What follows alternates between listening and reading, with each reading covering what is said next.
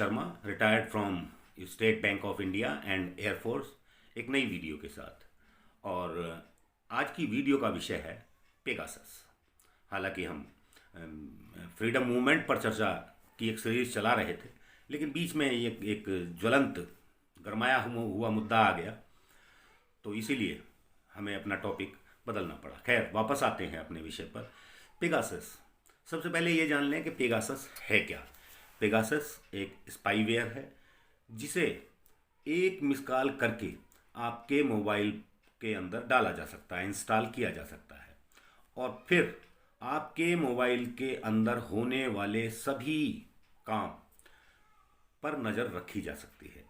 सभी ऐप्स पर नज़र रखी जा सकती है। आप किससे बात कर रहे हो, क्या बात कर रहे हो, आप घर में हो, बाहर हो, बेडरूम में हो, सब कुछ जानकारी, बारीक से बारीक जानकारी ली जा सकती है। तो ये तो है, ये बना हुआ है इजराइल की एक कंपनी NSO के द्वारा, और उसने क्लियरली इसके विषय में बताया है कि इसका सौदा हम केवल सरकारों के साथ करते हैं। ये एक वार वेपन है। इसका किसी पब्लिक कंपनी से या प्राइवेट सेक्टर की किसी भी कंपनी के साथ सौदा हम नहीं करते हैं, सरकारों के साथ करती हैं, ताकि सरकारें अपनी बाउंड्रीज की रक्षा के लिए, एक्सट्रीमिस्ट प्रॉब्लम से सुलझने के लिए, निपटने के लिए इसका यूज़ कर सकें। तो ये एक वार वेपन है। सबसे पहले 2021 जुलाई में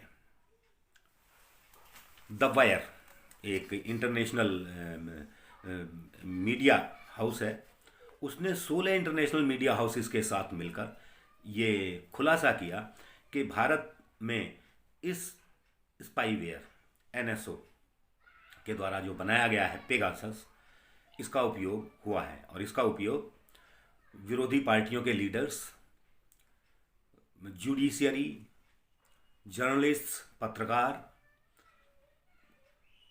सरकार में मंत्री या पार्टी के बड़े बड़े नेताओं के ऊपर भी, जो सत्तारूढ़ पार्टी है उसके नेताओं के ऊपर, CBI, ED से जुड़े ऑफिशियल्स के ऊपर, डिफेंस से जुड़े ऑफिसर्स, कर्नल, जनरल, ब्रिगेडियर वगैरह के ऊपर भी इसका उपयोग किया गया है। पत्रकारों में मैं कुछ नाम दे सकता हूँ, जैसे स्मिता शर्मा, संतोष भारतीय। इन लोगों के फ़ोन की टेस्टिंग भी हुई थी और उसमें पाया गया था कि इसमें इंस्टॉल करने की कोशिश पाई गई। अब ये हुआ इंस्टॉल नहीं हुआ, ये तो मेरी चर्चा का विषय नहीं है, लेकिन भारत में इसका उपयोग हुआ, इसके तथ्य हैं। सरकार से लगातार ये सवाल पूछे जाते रहे। पार्लियामेंट बहुत दिन तक चलने नहीं दी गई विपक्ष के द्वारा। मामला आखिर सुप्रीम कोर्ट पहुंचा, और सुप्रीम कोर्ट ने भी सरकार से, चाहे तो सुप्रीम कोर्ट हो या पार्लियामेंट हो, सरकार से यही सवाल पूछा गया कि भाई, क्या सरकार ने, भारत सरकार ने ये पेगासस नाम का वार वेपन खरीदा या नहीं खरीदा, और यदि खरीदा तो इसका उपयोग भारतीयों के ऊपर किया या नहीं किया। लेकिन भारत सरकार ने ना तो ना कहा और ना ही हाँ कहा।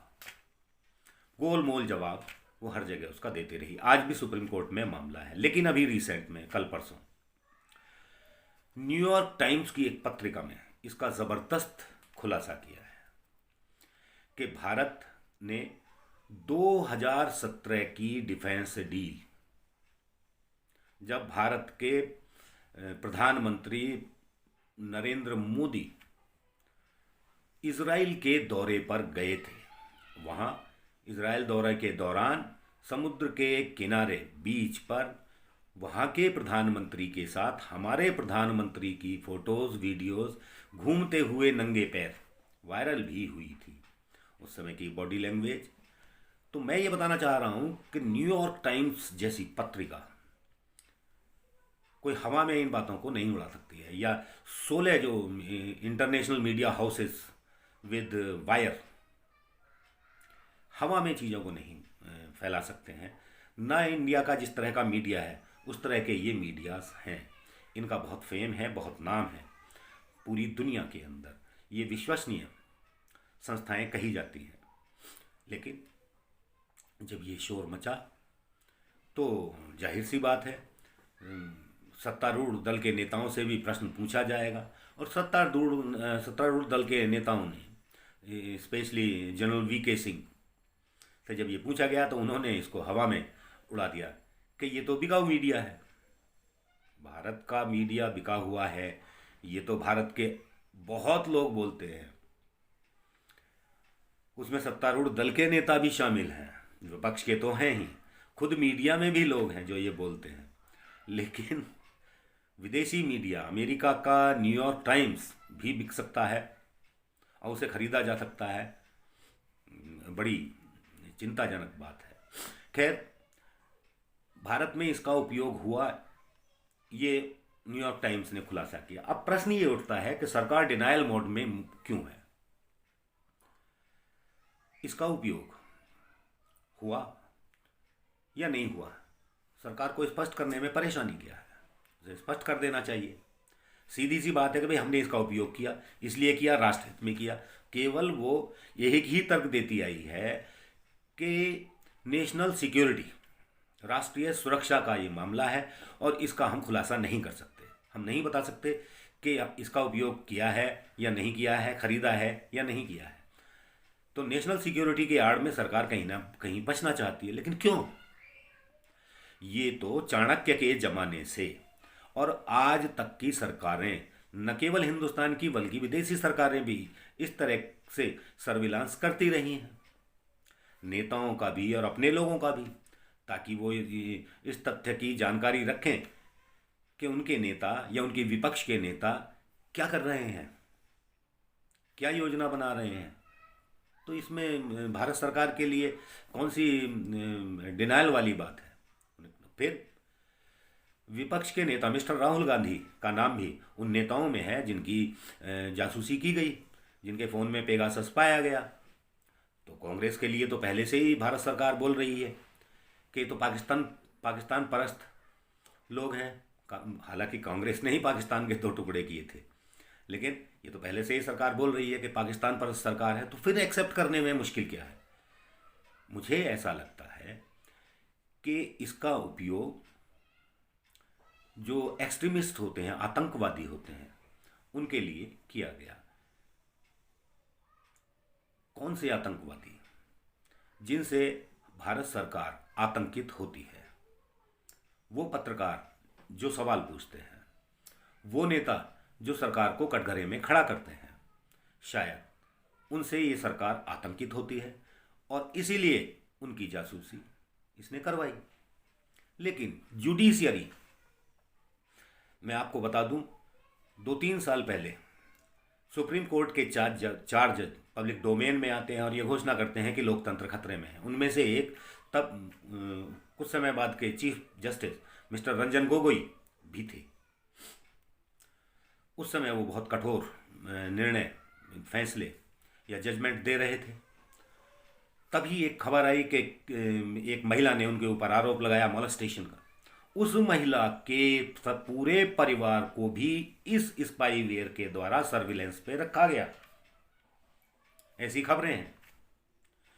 यानी उस महिला से ली हुई जानकारियों को गैदर करके सुप्रीम कोर्ट के चीफ जस्टिस को ब्लैकमेल किया गया राम मंदिर के पक्ष में फैसला देने के लिए।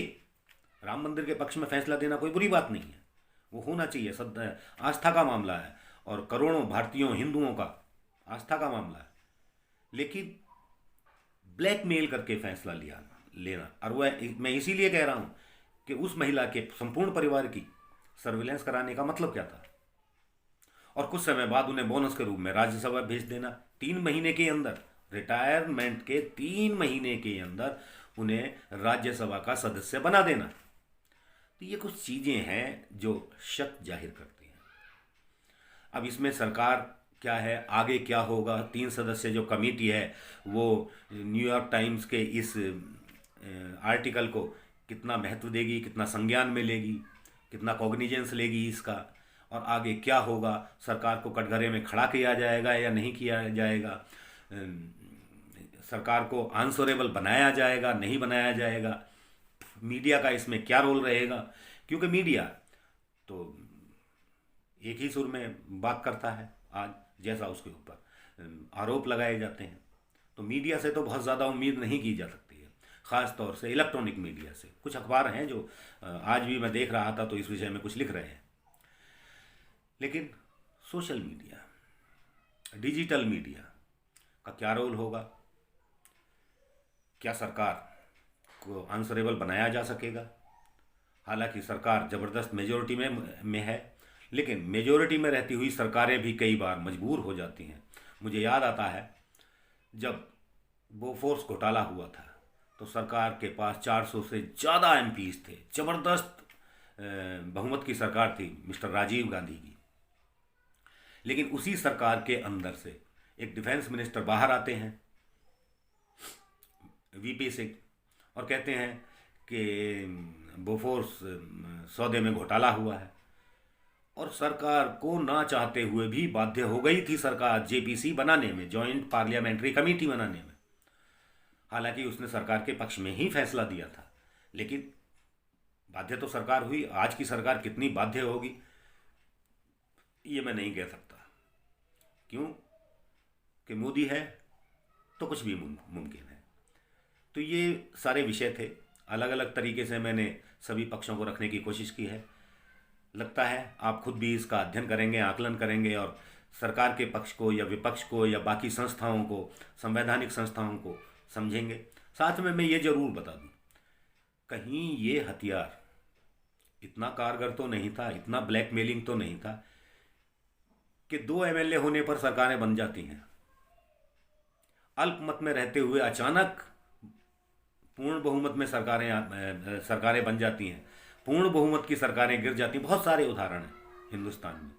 इस दौर में 2019 का भी दौर याद कीजिए, पूरे मीडिया में ये शोर था कि शायद इस बार बीजेपी अपने दम पर पूर्ण बहुमत की सरकार ना बना पाए, लेकिन बीजेपी इसके अगेंस्ट पिछले बहुमत से भी ज़्यादा बहुमत की सरकार बना पाई। बहुत सारे तथ्य हैं, इस पे आप अपना आकलन कीजिए, सोचिए, विचार कीजिए और आने वाले समय का इंतज़ार कीजिए। इन्हीं शब्दों के साथ मैं फिर से एक बार वही अपील करते हुए कि यदि ये वीडियो आपको पसंद आया हो तो इसे लाइक करें, शेयर करें, सब्सक्राइब करें, कमेंट करें। Thank you.